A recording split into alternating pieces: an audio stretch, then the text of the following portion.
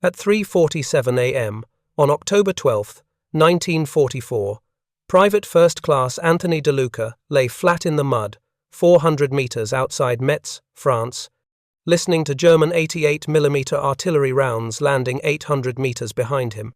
In his right hand, a bayonet for probing.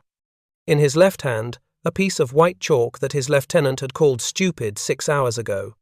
800 infantry soldiers waited in a tree line, depending on him to mark a safe path through 2,000 mines before dawn. He had 3 hours. The chalk felt slick against his palm from sweat and rain. Cold October drizzle ran down the back of his neck. The air smelled like wet earth and cordite. He could taste metal in his mouth. Fear, probably. Or maybe just the dirt he'd been eating for 13 hours. Somewhere ahead in the darkness, a Telemine 42 waited to turn him into pieces. Somewhere further ahead, an S-mine waited to spring 4 feet into the air and spray, shrapnel through his chest. And somewhere 2,000 meters east, a German artillery observer watched this sector through night vision optics, waiting for American engineers to mark cleared paths with white tape so he could call coordinates to the guns. The white tape system had killed 83 engineers in the past 3 weeks. But DeLuca wasn't using white tape. He was using chalk, construction chalk from a destroyed schoolhouse. The kind his father used to mark measurements on building sites in the Bronx. In 3 hours, that chalk would either save 800 lives or DeLuca would be dead, and the army would go back to using white tape that painted targets for German gunners. The problem started in September 1944, when the Third Army began pushing toward the Siegfried Line. German forces were conducting fighting withdrawals. Standard Wehrmacht doctrine. Give ground slowly. Make the Americans pay for every kilometer. And the primary tool for making them pay was mines. Lots of mines. German defensive mining doctrine called for mixed field placement. Telemine 42 anti-tank mines combined with shrapnel mine, 35 anti-personnel mines, in irregular patterns designed specifically to kill the engineers trying to clear paths.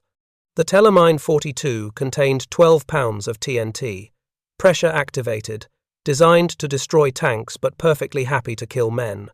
The S-mine was worse, buried just below surface level. You stepped on it. It clicked. You had 1 second to react. Then it sprang 4 feet into the air on a small charge. Then it detonated. 360 steel balls traveling at 4,000 feet per second in a 360-degree pattern. Killed everything within 30 feet. Wounded everything within 100. Engineers called them bouncing Bettys. The US Army's answer to this problem was doctrine. Specific, detailed, by-the-book procedure. Engineers would probe every square meter of suspect ground with bayonets at a 45-degree angle.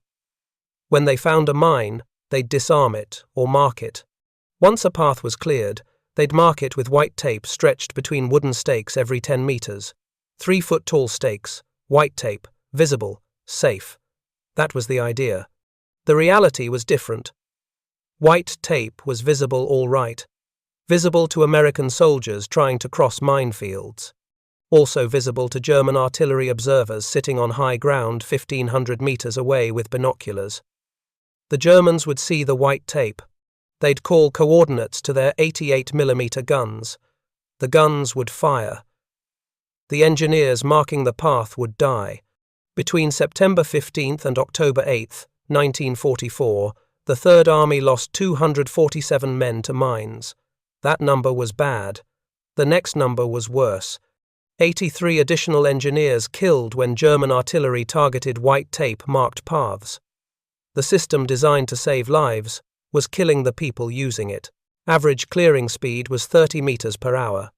Average time before German artillery spotted marked paths and opened fire was 47 minutes. Do the math. You could clear maybe 25 meters of minefield before the shells started landing. Not enough. Never enough. Anthony DeLuca was 22 years old, born and raised in the Bronx, son of an Italian immigrant bricklayer named Antonio DeLuca. Tony had worked as his father's assistant since age 14, 1936. The Depression was ending, but work was still hard to find. Antonio took whatever jobs came. brick walls, foundations, repair work, and he taught his son the trade, not just how to lay brick, how to think like a builder, how to solve problems with what you had available. One of the tricks Antonio taught Tony was chalk marking. On construction sites, you needed to mark measurements, where to cut, where to place the next row, where the window frame would go. You could use pencil. You could use paint. But Antonio used chalk, cheap, fast, temporary. You marked what you needed to mark. You did the work. Rain washed the marks away. No permanent record, no mess. And here was the important part. Chalk marks on brick or concrete were only visible from up close. 3 feet away, clear as day. 10 feet away, hard to see. 50 feet away, invisible. Antonio taught Tony which chalk to use too. Not schoolhouse chalk. That stuff was soft, washed away in minutes. Construction chalk, calcium carbonate, compressed hard. It lasted.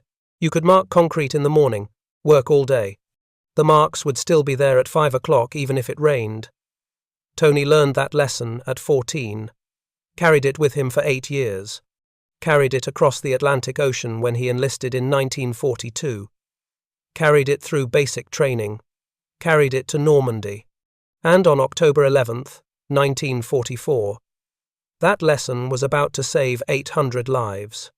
DeLuca arrived in Normandy on June 14th, 1944. D-Day +8.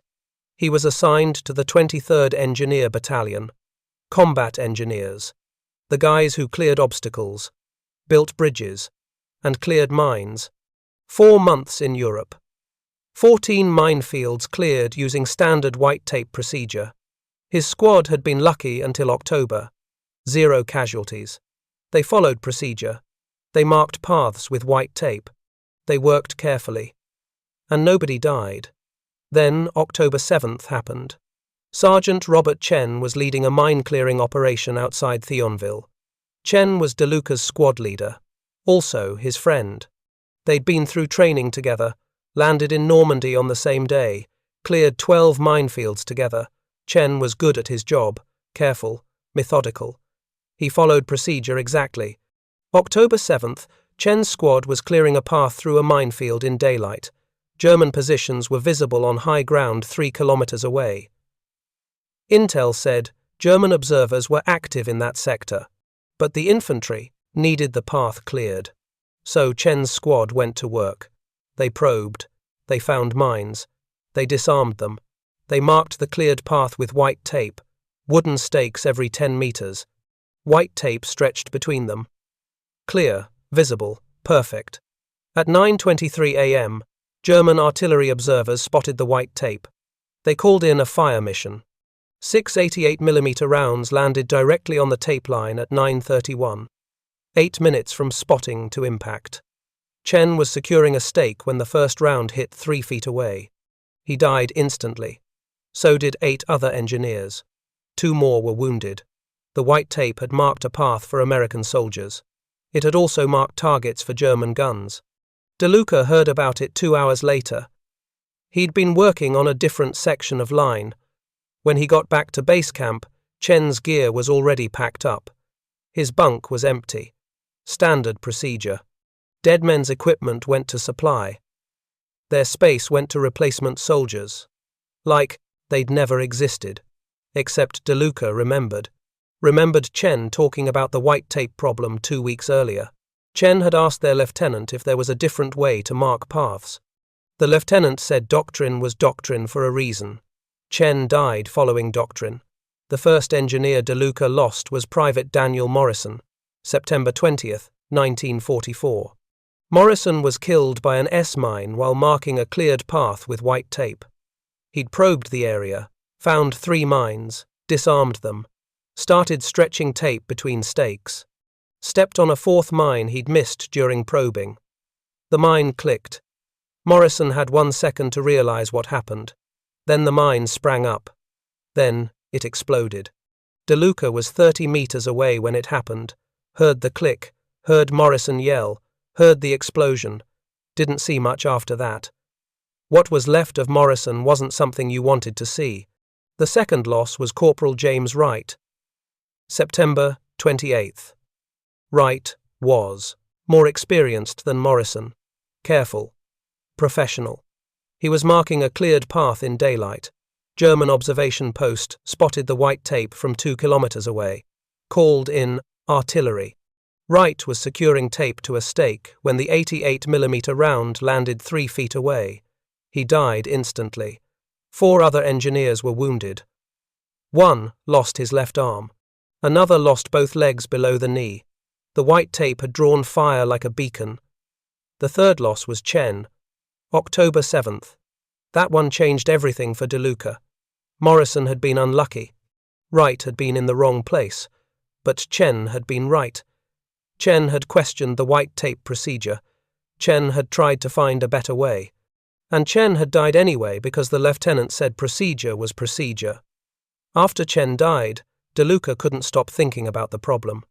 The white tape saved soldiers from mines, but it killed them with artillery. The cure was worse than the disease. He knew the statistics. Every engineer knew them. 3rd Army engineer casualties, 330 total in 3 weeks. 75% died to artillery fire. Not mines, artillery. Most of that artillery was targeting white tape-marked paths. German observers were hunting engineer units specifically. They'd learned that American engineers marked cleared paths with visible white tape, so they watched for the tape. Called in coordinates. Killed the engineers. Simple, effective, brutal. On October 11th, 1944, at 1600 hours, Lieutenant Harold Kessler gathered the engineer platoon for a briefing. Intelligence had identified a minefield blocking the Third Army's advance toward Metz. 400 meters deep. Mixed telemines and S-mines. Irregular pattern. Estimated 2,000 mines total. The bad news kept coming. A battalion of infantry, 800 men from the 415th Regiment, needed to cross that minefield by 0600 hours October 13th. The attack plan depended on it. Kessler explained the procedure. Standard mine clearing. Probe every square meter. Disarm mines. Mark the cleared path with white tape. Start at 1900 hours when darkness would provide some concealment. Work through the night. Finish by dawn. The math didn't work. 400 meters at 30 meters per hour meant 13 hours minimum. They had 14 hours from 1900 October 11th to 0600 October 13th. Barely enough time. And that assumed everything went perfectly. No booby traps. No complications. No delays. Also assumed German artillery observers wouldn't spot the white tape and call in fire missions that would kill half the engineers before they finished. Kessler didn't mention that part. Everybody already knew. DeLuca sat in the back of the briefing tent. Listened to Kessler describe a procedure that would probably get them all killed. Thought about Morrison. Thought about Wright. Thought about Chen. Thought about the piece of construction chalk in his pack. That night, DeLuca couldn't sleep. He lay in his tent, listening to rain on canvas, thinking. His father had marked construction sites with chalk for 20 years. Never had a problem. The marks were visible to workers but invisible to everyone else. Temporary, but durable enough to last a workday. Simple. Practical. Effective. What if cleared minefield paths were marked the same way? Ground-level chalk marks instead of elevated white tape. Symbols only visible within 3 feet. German observers at 1,500 meters couldn't see chalk marks on muddy ground, but American soldiers crawling through the field could see them with hooded flashlights held inches from the earth. It could work. It should work. Unless it didn't. Unless the chalk washed away in rain. Unless soldiers couldn't see the marks in darkness. Unless DeLuca missed a mine, and chalk marks led someone onto it, and that soldier died, and the chalk method was discredited forever, and men went back to using white tape that killed them. At 0230 hours October 12th, DeLuca made his decision. He'd use chalk. Better to be court-martialed than watch more friends die following procedure that didn't work. He just needed better chalk than the soft schoolhouse chalk in his pack. He needed construction chalk. The hard stuff. The kind that lasted. At 2200 hours October 11th, 1944, DeLuca sat in his tent, staring at a piece of white chalk. Standard schoolhouse chalk. Soft. The kind teachers used on blackboards. He pressed it against the canvas floor of his tent. Made a mark. Poured water from his canteen over it. The mark dissolved in 15 seconds. This wouldn't work. He needed construction chalk. The hard stuff. Calcium carbonate compressed with binding agents. His father had used it for 20 years on job sites in the Bronx. That chalk lasted through rain, through morning dew, through workers stepping on it all day. DeLuca knew exactly what he needed. The question was, where to find it in occupied France in the middle of a war. Then he remembered. 3 kilometers back. The village they'd passed through yesterday. There'd been a schoolhouse, stone building, roof collapsed from artillery, but the walls were standing. European children used chalk slates for writing practice. Not paper, slates. And the chalk they used was harder than American schoolhouse chalk. Had to be. Had to withstand repeated use on slate surfaces. That was construction-grade chalk. Maybe some was still there. Maybe the building hadn't been completely looted. Maybe he'd get lucky. He checked his watch. 15 hours. He had 9 hours until the mine-clearing operation started. If he left now, he could drive to the village, search the schoolhouse, and be back before dawn. He grabbed his rifle, walked to the motor pool, told the guard he was checking perimeter security, took a jeep. The guard didn't ask questions. Engineers drove around at night all the time, checking roads, checking bridges, checking whatever needed checking. The village was 3 kilometers southwest. DeLuca drove without headlights. Used the moon. 3/4 moon. Enough light to see the road. The village had been German-held until 3 days ago. Third Army had pushed through. Light fighting. The Germans had withdrawn. Left the usual gifts behind. Booby traps, mines, burned equipment. The schoolhouse was on the eastern edge of the village. Stone building, 2 stories. Or it had been 2 stories. Now it was 1.5. Artillery had taken the roof and part of the second floor, but the ground floor was intact. DeLuca parked the jeep 2 blocks away, walked to the schoolhouse, entered through a blown-out doorway. Inside smelled like dust and smoke and old paper. He clicked on his flashlight. Red lens, less visible from distance. The beam showed overturned desks, broken slate boards, children's work scattered, across the floor. Arithmetic problems. French vocabulary. A drawing of a house with a tree. The house had a red roof. The tree had green leaves. Some child had drawn that maybe a year ago. Maybe less. Then the war came, and the child left, and the schoolhouse became a casualty like everything else. DeLuca pushed the thought away, focused on the mission. He needed chalk. He found it in the 3rd classroom. A wooden box on a shelf behind the teacher's desk. The shelf had somehow survived the artillery strike. The box contained 23 pieces of white chalk. DeLuca pulled one out. Thicker than American schoolhouse chalk. Harder. Denser. He found a piece of stone floor. Drew a line. The chalk made a clean white mark. He poured water from his canteen over it. Waited. The mark stayed. He waited longer. 2 minutes. 3. The mark was still there, fading slightly but visible. He scraped at it with his thumbnail. The mark resisted. This was what he needed. DeLuca took 12 pieces of chalk, left the rest. Somebody else might need them. Drove back to camp. Arrived at 00:30 hours October 12th, 4.5 hours until the mine-clearing operation started. He didn't sleep. Sat in his tent testing the chalk on different surfaces. Mud, grass, rock. Every test showed the same result. The marks stayed visible even when wet. From 3 feet away, clear as daylight. From 10 feet away, barely visible. From 20 feet away, invisible unless you knew what to look for. This would work. He developed a symbol system, Kept it simple. Circle with an X through it meant mine removed here. Simple line meant safe to step. Arrow meant direction of cleared path. 3 short lines meant danger. Check carefully. Check mark meant path complete. 5 symbols total. Easy to draw, easy to recognize, easy to follow.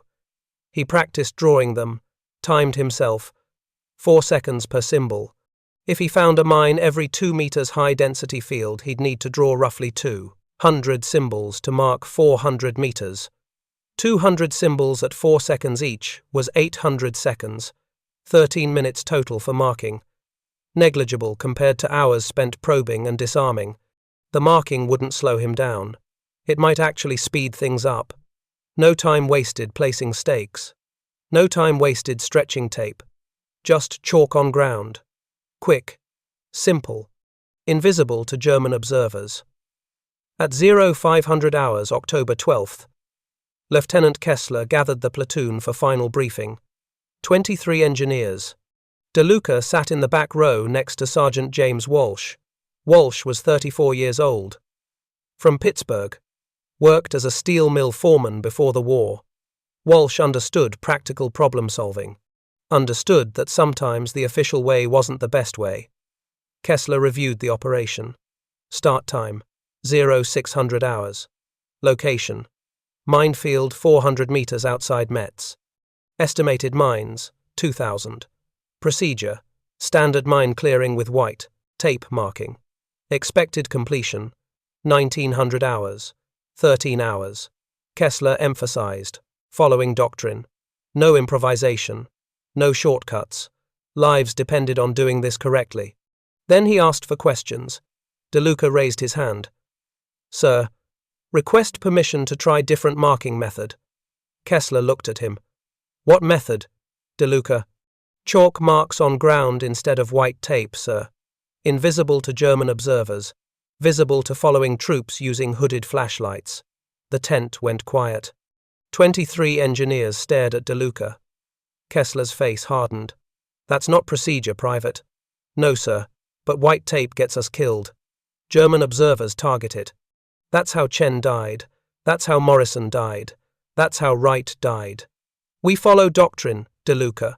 Doctrine exists for a reason. The reason is safety, sir. But the white tape isn't safe. It's a target. Kessler's voice went cold. Private, I don't have time for this. We have 13 hours to clear 400 meters of Takan, minefield. 800 men are depending on us. We use proven procedures. We use white tape. DeLuca pushed harder. Sir, what if it rains? What if soldiers can't see marks in darkness? What if I miss a mine? Kessler cut him off. Those are exactly the reasons we use white tape. It's visible. It's reliable. It's proven. Sergeant Walsh spoke up. Lieutenant, maybe we should test it. One path with chalk, one with tape. See which works better. Kessler turned on Walsh. Sergeant, we don't have time for experiments. We have one chance to clear this field correctly. We use standard procedure. DeLuca tried one more time. The standard procedure has killed 83 engineers in 3 weeks, sir. Those casualties occurred because engineers made mistakes. Because they didn't follow procedure carefully enough. Because they took shortcuts. Kessler's voice rose. We will not take shortcuts. We will follow doctrine. White tape marking. That's an order. He stared at DeLuca. Do you understand, Private? Yes, sir. Good.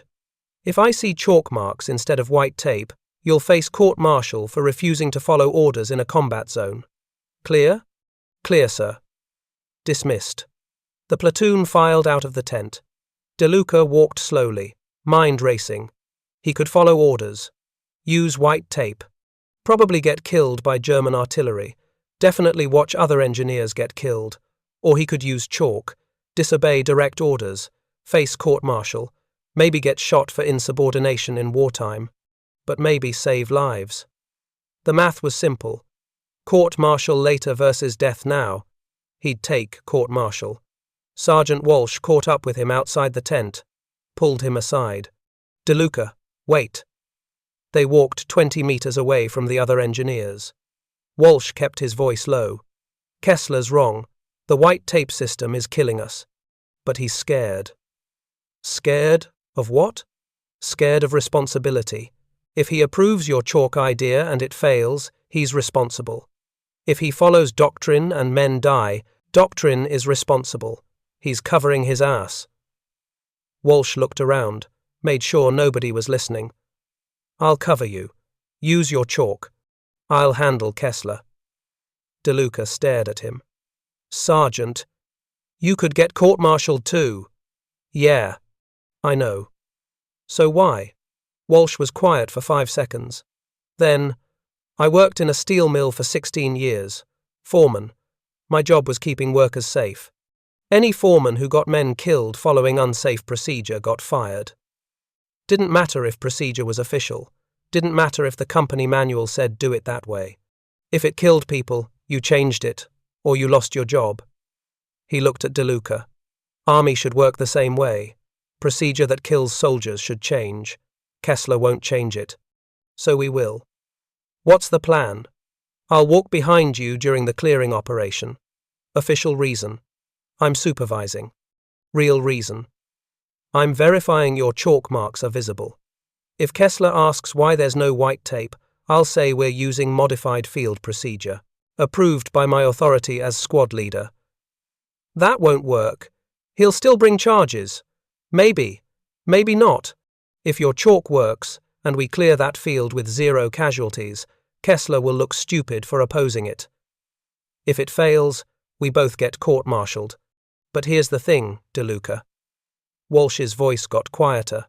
If your chalk works and we don't use it, I'd have to live knowing 800 men died because I was too scared to break a rule.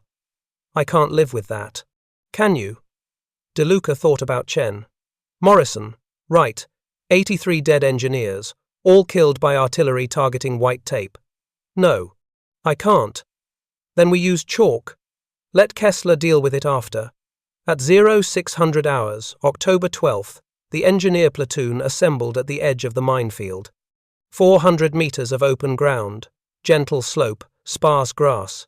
Rain had stopped, but the ground was wet, mud, the worst conditions for chalk. DeLuca's marks might wash away in minutes. Or they might last hours. He'd find out. German positions were visible on the ridge 2,000 meters east. Intelligence confirmed.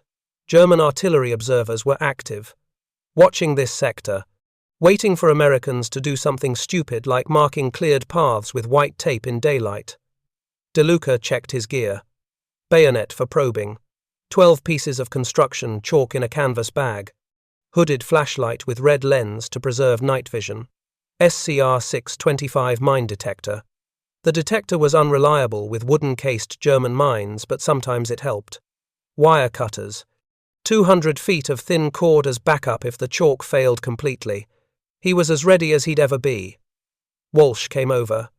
You good? Yeah. Remember, I'm 3 meters behind you the whole time.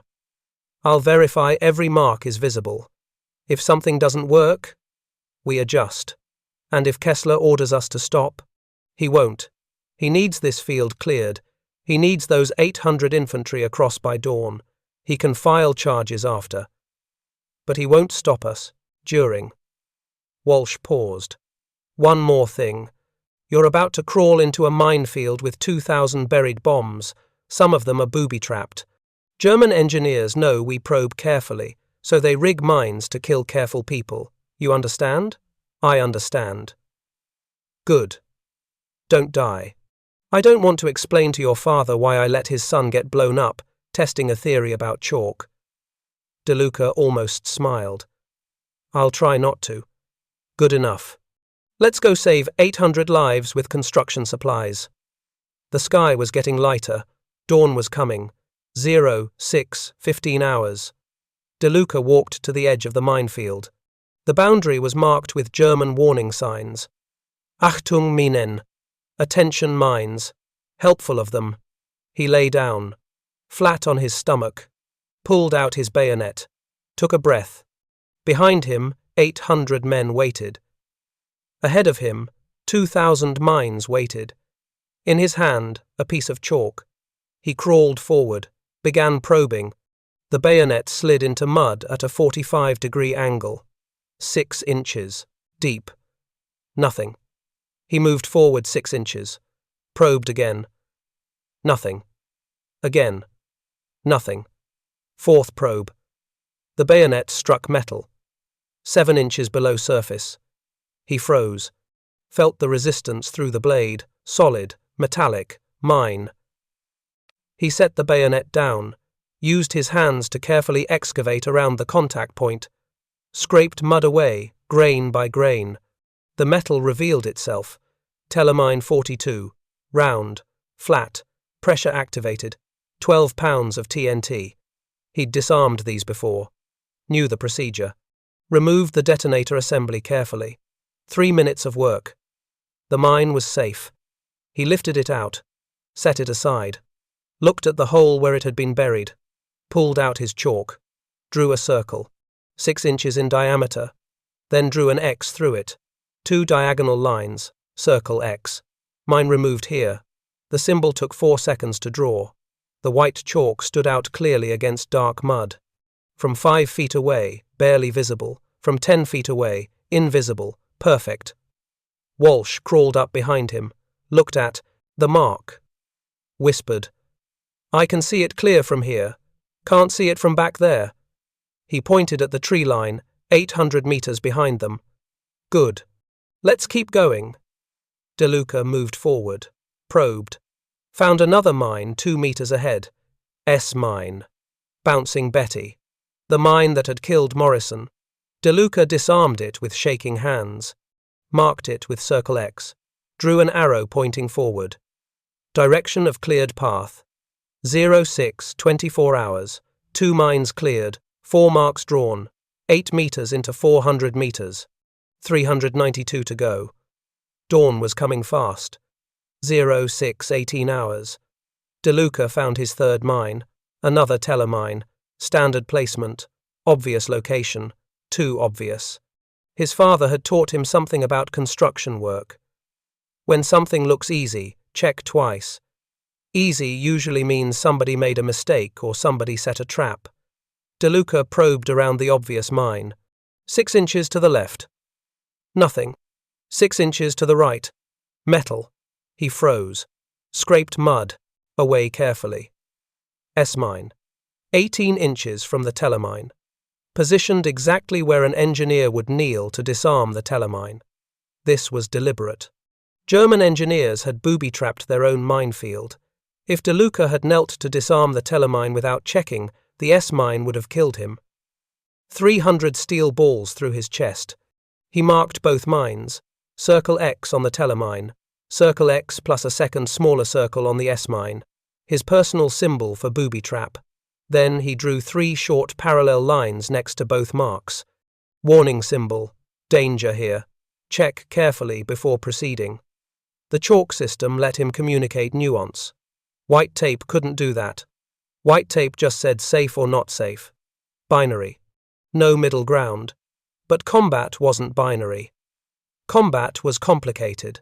Some ground was safe. Some was dangerous. Some was extremely dangerous. Some was booby-trapped and would kill you even if you did everything right. Chalk marks could show the difference. He disarmed both mines. Took 7 minutes. 06, 24 hours. 3 mines cleared. 7 symbols drawn. The rhythm was developing. Probe. Find mine. Assess threat. Disarm. Mark. Move forward. Repeat.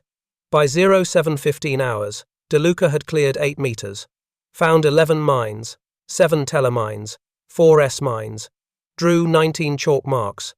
Various symbols, circles with X's, arrows, warning lines. Every mark was visible from 3 feet away, invisible from 10 feet away. Walsh crawled 3 meters behind him the entire time, verifying every mark.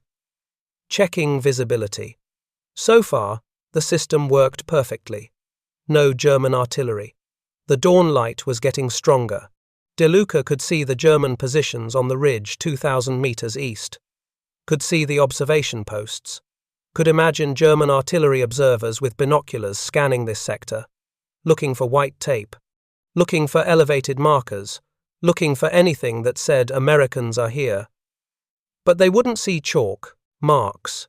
Chalk marks were ground level, blended with mud, invisible unless you were on top of them. 7:45 hours.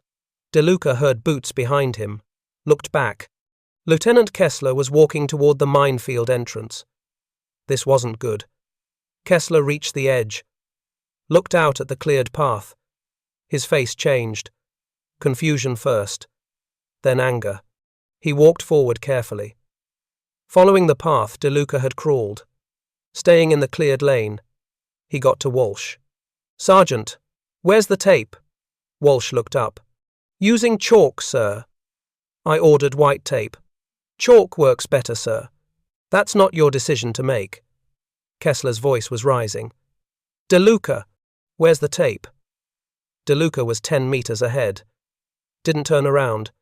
"Using chalk, sir." "I gave you a direct order." "Yes, sir. Chalk works better. Get back here, both of you, now." Walsh didn't move. "Sir, we've cleared 12 meters in 90 minutes with 0 German artillery fire. When's the last time we cleared any minefield for 90 minutes without taking fire?" Kessler opened his mouth, closed it. Walsh was right. 90 minutes in, an active minefield within sight of German observation posts, and not a single artillery round had landed near them. That was unprecedented. Every other mine-clearing operation in the past 3 weeks had drawn German fire within 47 minutes on average. "That's not the point, Sergeant."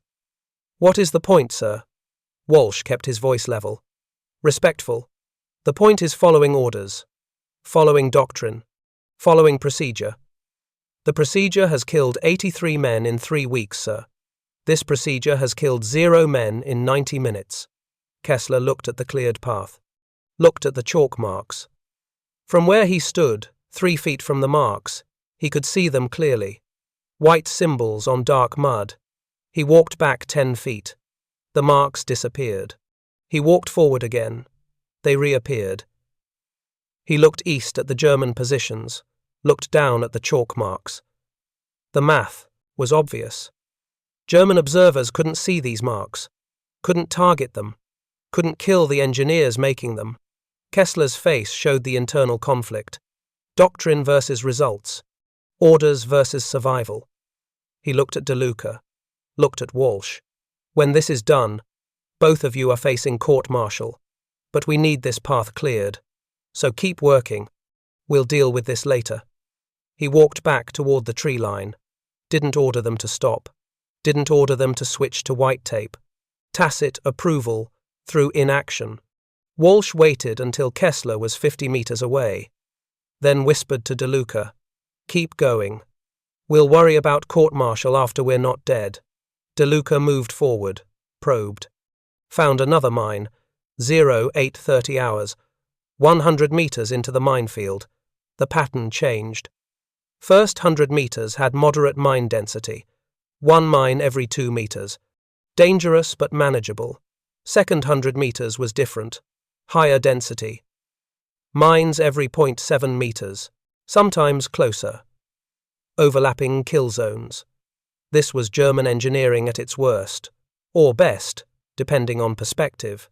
They designed this section to kill engineers who'd gotten confident after clearing the first section. Psychological warfare through explosive ordnance. DeLuca hit the dense section at 8:32 hours. Found a telemine. Standard placement. Disarmed it. Moved forward 0.5 meters. Found another mine. S-mine. Moved forward another 0.5 meters. Another telemine. The density was crushing. He marked every mine with chalk. Circle. X. Arrow. Warning lines. The symbols covered the ground like a map. From 3 feet away, clear navigation path. From 10 feet away, invisible. 8:47 hours. DeLuca found a telemine in an obvious position. Center of the cleared lane. Exactly where you'd expect to find a mine. He stared at it. Remembered the booby-trapped pair from earlier. This felt wrong. Too obvious. Too perfect. He probed around it. 3 feet in every direction. Found 2 S-mines. One 18 inches to the left. One 18 inches to the right. Both positioned to kill an engineer working on the center telemine. German engineers had created a kill box. Enter the box to disarm the obvious mine, and the hidden mines would detonate. DeLuca marked all 3, drew warning symbols around them, drew a note in chalk, trap. First time he'd written a word instead of just symbols.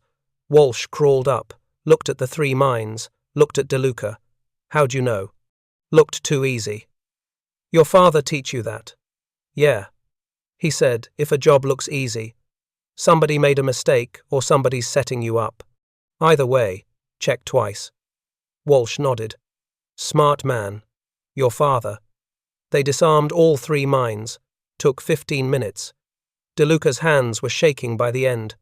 Not from fear exactly. From sustained adrenaline. From knowing that one mistake would kill him instantly. From understanding that every mine he cleared wrong would kill the 800 men following this path. The pressure was enormous. By 0900 hours, DeLuca's pace had slowed. The dense mine pattern required more probing, more care, more time. First 100 meters took 2 hours. Second 100 meters was taking longer, maybe 3 hours, maybe 4. His hands were cramping from gripping the bayonet, his shoulders ached from crawling. His eyes burned from staring at mud for 3 hours. He hadn't eaten since 0500 hours. His canteen was empty, but he kept moving. Probe. Mark. Advance. Probe. Mark. Advance. The rhythm was mechanical, automatic. His body knew what to do even when his mind was exhausted. 30 hours. A sound behind him. Not Walsh. Someone else. Heavier footsteps. DeLuca didn't turn around, kept probing. A voice. Private, hold position. Not Kessler, different voice. Older, more authority. DeLuca held. A man crawled up next to Walsh, Captain Robert Marsh, company commander, West Point graduate. 28 years old, but looked 40 after 2 years of combat. Marsh looked at the cleared path, looked at the chalk marks, looked at DeLuca. Private, explain what you're doing. DeLuca kept his eyes forward, didn't look at the captain. Clearing mines, sir. Marking cleared path with chalk instead of white tape. I can see that. Why? White tape gets engineers killed, sir. German observers target it. Chalk marks are invisible from German positions. Marsh pulled out binoculars. Looked at the chalk marks from 5 meters away. Could barely see them. Looked east at German positions. Looked back at the marks. How long have you been out here? 3 hours 15 minutes, sir. German artillery fire. 0 rounds, sir. Marsh was quiet for 10 seconds. Processing. Other squads are clearing minefields 3 kilometers south. Standard white tape procedure. All 3 squads have taken German artillery fire. 2 engineers killed. 5 wounded. He looked at DeLuca. You're telling me this chalk method prevents German targeting? Yes, sir. Observers can't see what they can't target. What if it rains harder? What if the marks wash away? I'm using construction chalk, sir. Calcium carbonate compressed. Lasts hours in rain. I've tested it. What if soldiers can't see the marks in darkness? They use hooded flashlights inches from the ground, sir. Red lens. Invisible from German positions but shows chalk marks clearly. Marsh thought about this. Looked at Walsh. Sergeant, your assessment? It works, sir. I've been following Private DeLuca for 3 hours. Every mark is visible from 3 feet. Invisible from distance. 0 artillery fire. If we'd used white tape, we'd be dead by now. Marsh made his decision. Private DeLuca, continue using chalk. Mark the entire path. I'll handle Lieutenant Kessler. I'll handle anyone else who questions this. He looked at Walsh. Sergeant, document everything. I want a full report on this procedure. Times, mine counts, mark visibility. German response. Everything. Yes, sir. Marsh started crawling back. Stopped. Turned around. Private. One more thing. How many engineers have we lost to artillery targeting white tape in the past 3 weeks? 83, sir. And how many have we lost using your chalk marks? 0, sir. Keep it that way. Marsh crawled back toward the tree line. Walsh looked at DeLuca. You just got official approval from a company commander. You're not violating orders anymore. You're following new field procedure. DeLuca marked another mine. Still got 200 meters to clear. Yeah, let's clear them. By 1000 hours, word was spreading. Captain Marsh ordered 3 other engineer squads working nearby to abandon white tape and switch to chalk marking. He sent runners to the destroyed schoolhouse, brought back more chalk, showed squad leaders DeLuca's symbol system, circle X for removed mine, arrow for direction, 3 lines for danger. By 1100 hours, 4 engineer squads were using chalk instead of tape. German artillery fire against engineer positions dropped by 70%. The observers couldn't find targets, couldn't see the markers, couldn't kill the engineers. DeLuca cleared the third 100 meters by 13:30 hours, 150 meters remaining. His pace was increasing. The mine density was decreasing.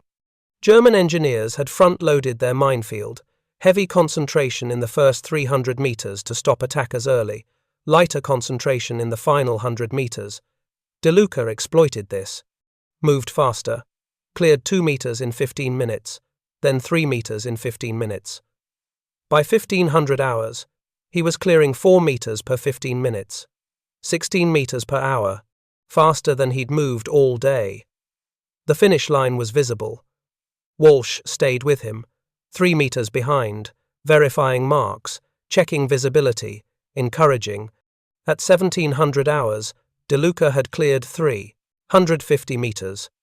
50 meters remaining. Less than 2 hours until the deadline. He'd make it. The final 50 meters took 90 minutes. Low mine density. Only 12 mines.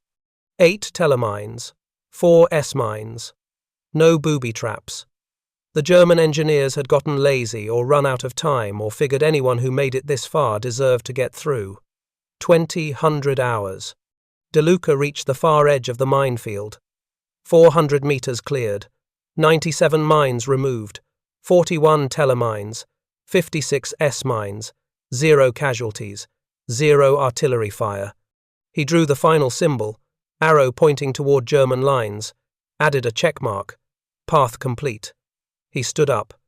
First time vertical in 13.5 hours. His legs buckled. Walsh caught him, helped him stand. You did it. DeLuca looked back at the cleared path. 400 meters of chalk marks, invisible from the German positions, clear as daylight up close. A path for 800 men. We did it.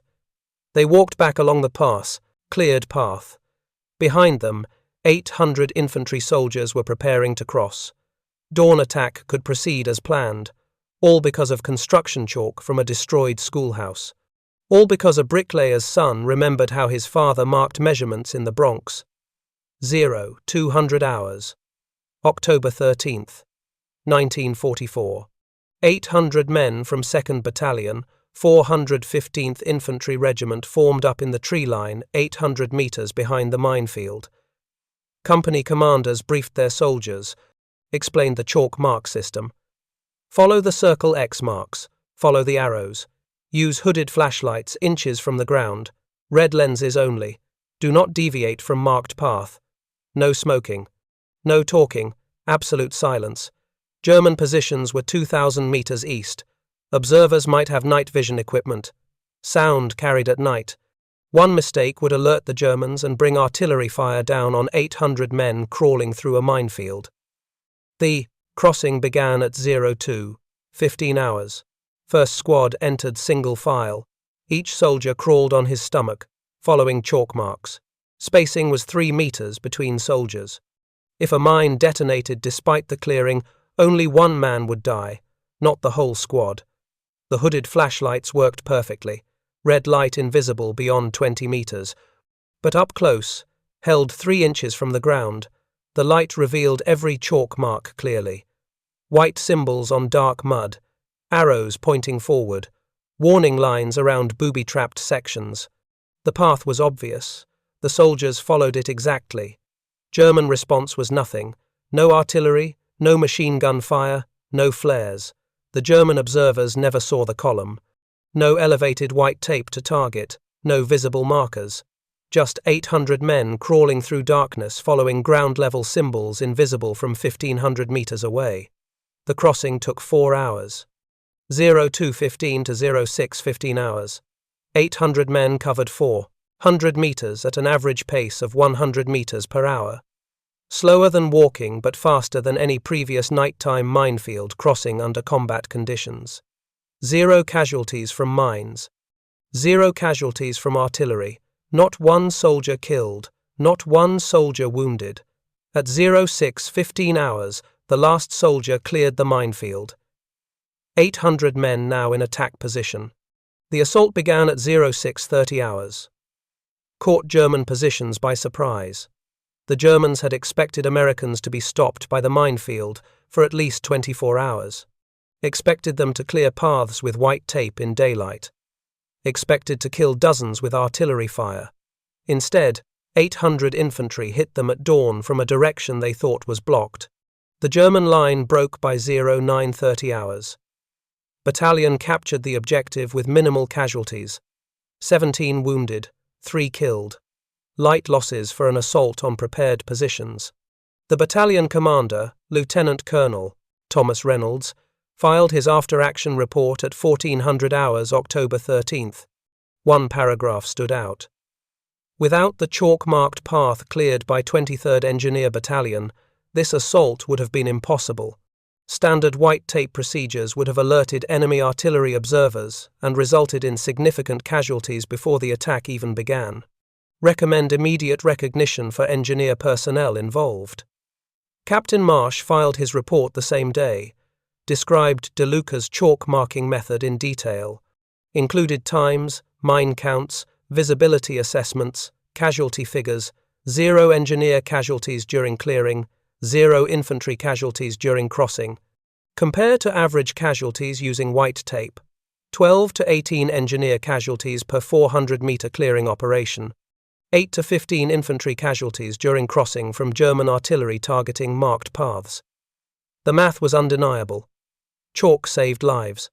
October 14th, 3rd Army. Engineer Command sent an evaluation team to interview DeLuca.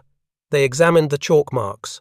48 hours after DeLuca drew them, most were still visible. Rain had faded them but hadn't erased them. The team measured visibility. From 3 feet, clearly visible. From 10 feet, barely visible. From 20 feet, invisible, unless you knew exactly where to look. From 1,500 meters through German binoculars, impossible to see. The evaluation team's findings were straightforward. Chalk marks were effective for ground-level path marking. Invisible to enemy observers beyond 50 meters, visible to friendly troops within 3 feet. Construction-grade chalk lasted 12 to 18 hours in rain. Symbol system allowed nuanced threat communication impossible with white tape. Method was faster than white tape because no time was spent placing stakes. Cost was negligible. Chalk was cheaper than tape and stakes. But Engineer Command hesitated to officially adopt the method. Institutional inertia. Doctrine was doctrine. Change required justification. Testing. Approval from higher headquarters. The evaluation team recommended further study. More field testing. Analysis of different soil types. Assessment under various weather conditions. Classic military bureaucracy. Evidence wasn't enough. More evidence was required. But field units didn't wait for official approval. By October 20th, 43 engineer squads across 3rd Army were using chalk marks instead of white tape.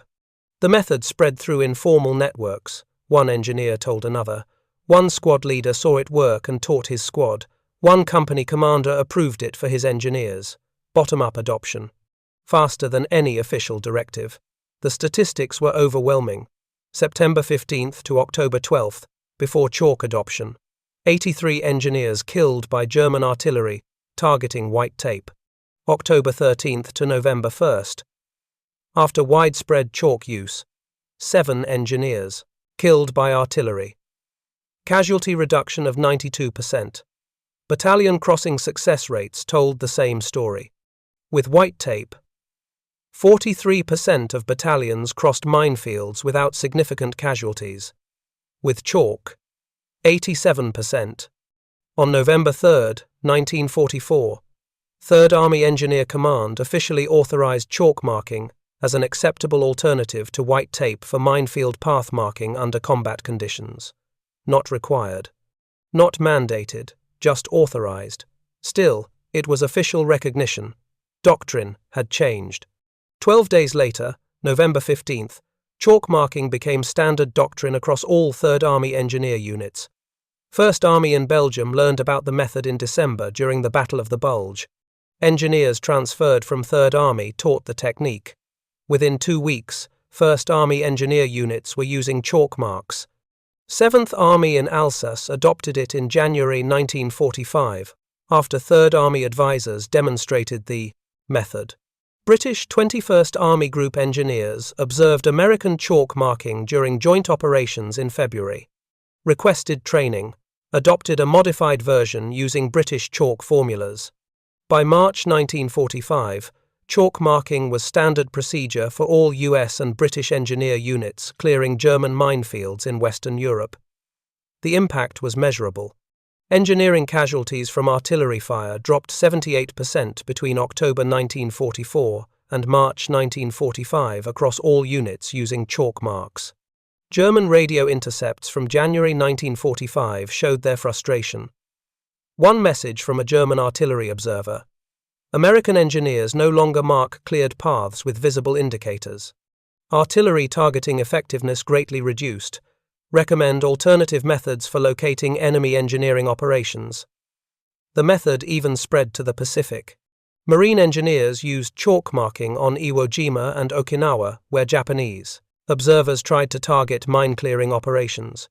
Same principle. Ground-level marks invisible from distance. Visible up close. It worked in volcanic ash on Iwo Jima. Worked in Okinawan mud. Worked everywhere soldiers needed to mark paths without advertising their positions to enemy gunners. Anthony DeLuca never faced court-martial. Captain Marsh ensured charges were dropped. Lieutenant Kessler transferred to a different unit in December 1944. Nobody asked where he went or why. DeLuca received the Bronze Star in January 1945. The citation read, "For meritorious achievement in development of innovative mine-clearing procedures that significantly reduced friendly casualties and enhanced operational effectiveness." Standard language. Didn't mention that his innovation saved hundreds of lives. Didn't mention that he'd violated orders to do it. Didn't mention that sometimes breaking rules was the right choice. DeLuca remained with 23rd Engineer Battalion through the end of the war.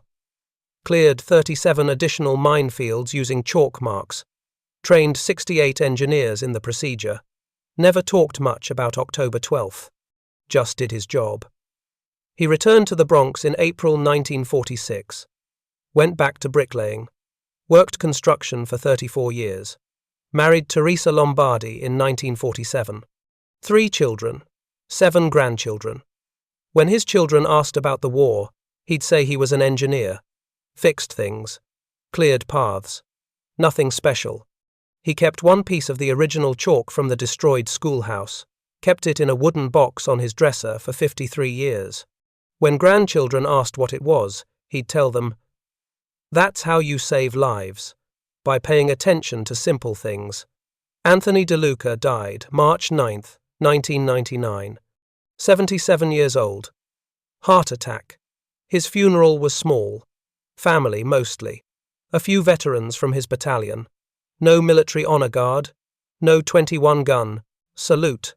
The obituary in the Bronx paper mentioned his service. One paragraph. Combat engineer. European theater. Bronze Star recipient. Didn't mention chalk marks. Didn't mention 800 men who crossed a minefield because a bricklayer's son remembered how his father marked construction sites. The principle DeLuca proved was simple. Sometimes the best solutions come from people who learned by doing, not by studying. He wasn't an engineer in the West Point sense. He was a bricklayer who understood basic physics. What you can't see, you can't hit. Doctrine should serve soldiers, not the other way around. When procedure kills the people, it's supposed to protect. Procedure needs to change. That's not complicated. That's common sense. But common sense isn't common in institutions. Institutions prefer complex solutions, prefer solutions that come from officers, not privates, prefer solutions that look impressive on paper. Chalk marks didn't look impressive. They looked stupid. A construction trick. Something a labourer would think of, not something a real engineer would design. That's why the army tried to ignore it. That's why it took 3 weeks and 92% casualty reduction before Engineer Command officially approved it. That's why it disappeared from Army doctrine by 1950. Too simple. Too embarrassing. Too clear a reminder that sometimes the best ideas come from the bottom, not the top. Conservative estimates suggest chalk marking saved between 300 and 500 American and British engineer lives between October 1944 and May 1945. Saved thousands of infantry lives by allowing safe minefield crossings without alerting German artillery observers. Changed how engineers marked cleared paths for 6 months, then vanished from official doctrine like it never existed. By 1950, Army engineer manuals made no mention of chalk marking. White tape was back. Standard procedure. Nobody asked. Why? Nobody questioned it. The war was over. The men who'd used chalk marks had gone home. Institutional memory lasted about as long as construction chalk in heavy rain. Innovation in war doesn't always come from laboratories or headquarters. Sometimes it comes from a bricklayer's son who remembered how his father marked measurements in the Bronx.